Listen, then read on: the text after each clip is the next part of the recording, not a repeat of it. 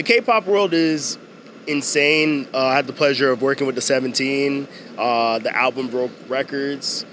But yeah, in terms of the process, we were brought in. We wrote a song the same way that we would, and they have translators. I didn't have to learn Korean. I was stressed out about it, but I didn't have to learn Korean to actually do it.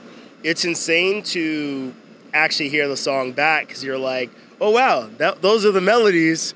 And I don't know if the translator did a good job of translating the words or just completely switching it to something else. But it feels good, and yay to the melodies. But no, it was. I definitely checked, and definitely a lot of the translations were changed, but the concept was definitely still the same.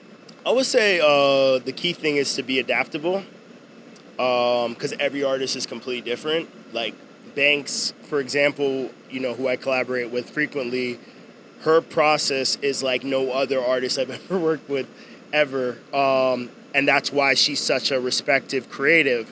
But I can't duplicate what I do with Banks and then go into another room with somebody else. So, it's about having the adaptability to actually transform and, kind of be a chameleon to whatever artist you're working with in terms of support. So I always start off by asking an artist, like, what their process is. Like, how do you like to write? Because you have some artists that do love to, just freestyle off the gate. Let's just freestyle till we find ideas. You have some writers that are pen and paper, that actually want to, like, talk through the concept first or whatever. Or you do have some artists that literally just want to, do voice notes on their phone until we find something.